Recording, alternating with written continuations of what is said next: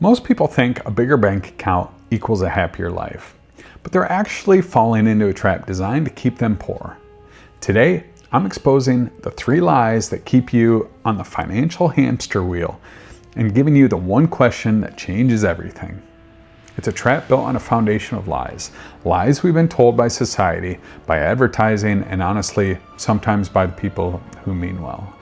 Today, we're tearing down those lies one by one, and by the end, you'll have the key to a different kind of wealth, one that can't be measured on a bank statement. This is the big one, the foundational myth of our modern world. From the moment we're old enough to understand what a dollar is, we're taught that more is the answer to everything. Now let's be clear, money is important. It buys safety, security, and options. The lie isn't that money has value. The lie is that its ability to bring you happiness is infinite. The real mistake we make is falling for what psychologists call the hedonic treadmill. Think about it. You get a promotion, you feel a jolt of happiness, it's exciting, but then you adapt. The new higher income just becomes your new normal. The thrill fades, but the higher expenses you took on, they're here to stay. What was once a luxury is now a necessity, and you find yourself needing the next income boost to get that same high. You're running faster and faster, but you're not actually getting any happier. You're just maintaining your baseline happiness at a much higher cost. And here's the thing, money is a tool, not the destination. Once your basic needs are met, its most important job isn't to buy more stuff. The real power of money is its ability to buy back your life. It can buy back your freedom from a job you hate. It can buy you time with the people you love. And you believe the lie that the number itself is the goal, you'll trade your most valuable assets, your time, your health, your relationships, chasing a figure that will never ever be enough. You'll end up with a life that looks rich on paper, but feels completely bankrupt. This lie is the sneaky consequence of the first one, and man, is it seductive. You worked hard for that raise. You deserve to treat yourself. And you do, but the lie is in the framing. We see upgrading our lifestyle as a permanent reward, when it's really a long-term financial cage. Lifestyle inflation or lifestyle creep is when your spending just automatically grows as your income does. It's so subtle you barely notice it's happening. The danger here is that your savings rate doesn't grow with your income. You're making more money than ever, but you still feel like you're living paycheck to paycheck because your expenses have crept up right behind you. You built yourself a prison with golden bars. The more your lifestyle inflates, the more you need that high-paying job. You lose your freedom. You can't afford to take a lower-paying gig that might actually make you happy. You can't take a year off to travel. You can't start that business that you've always dreamed about. Your beautiful, expensive lifestyle now owns you. The truth is, the gap between what you earn and what you spend is the most powerful wealth building tool that you have. The best way to fight lifestyle creep is to pay yourself first. But think of it this way. When you get a raise, the very first thing you do is automate a chunk of that new money into your savings and investments. Decide on a percentage and send it away before you even have a chance to miss it. This way, you build wealth without feeling the pain, and you can still consciously decide to enjoy a portion of that raise on something that you truly value.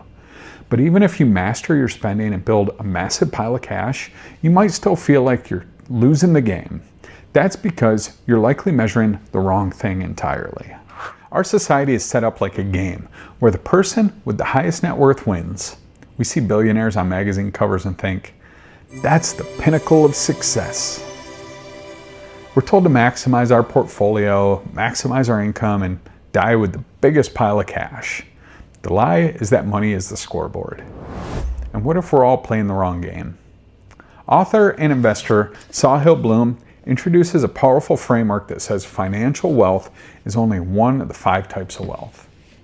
Chasing it while ignoring the other 4 is a surefire recipe for a life of regret. The other 4 are time wealth, social wealth, physical wealth, and mental wealth. Time wealth is about freedom. It's about having control over your own schedule instead of being owned by someone else's. Social wealth is about deep, meaningful relationships. It's not your LinkedIn network. It's the 3 to 5 people that you can call at 3 a.m. with a crisis, and knowing you do the same for them. Physical wealth is your health and vitality. It's having the energy to play with your kids, the strength to enjoy your hobbies, and the ability to move through life without pain. And finally, mental wealth is about purpose, curiosity, and peace of mind. It's having a reason to get out of bed in the morning that isn't just a paycheck. The biggest lie is that financial wealth is the end goal. The truth is, the whole point of financial wealth is to support and grow the other four. Money is the foundation, not the skyscraper.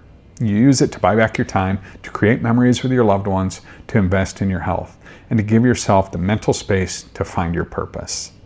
Someone with millions in the bank but no real friends, a broken family, crippling stress, and terrible health isn't wealthy. They're a poor person with a lot of money. So if chasing a number is the wrong game, how do you get off the hamster wheel?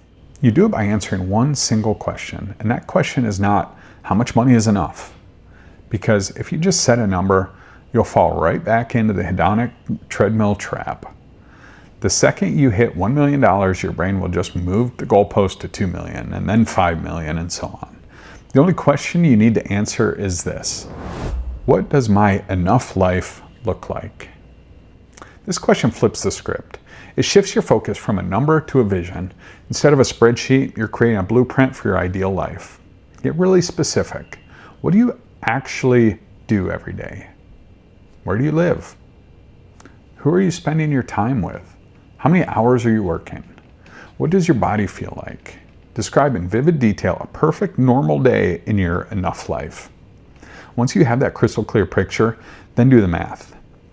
You figure out the financial cost required to support that specific life. And what most people find is that the cost of their enough life is way, way lower than the mythical rich number that they had floating in their heads. This is the secret. Enough isn't a number you chase. Enough is a life you design. When you have enough financial resources to support your ideal life across the other 4 pillars, time, social, physical, and mental, you've won. You are truly wealthy. And at that point, the game changes. You stop trying to maximize your bank account and you start maximizing your life. So I want to leave you with that question. You don't have to have it all figured out right now, but just start thinking about it. In the comments below, tell me one thing, just one, that is a non-negotiable part of your enough life. Is it having dinner with your family every single night? Is it spending Saturday mornings hiking? Is it having 3 hours a day to work on a passion project? Let's start designing those lives together. And if this video helped you look at wealth in a new way, make sure to subscribe because we're just getting started.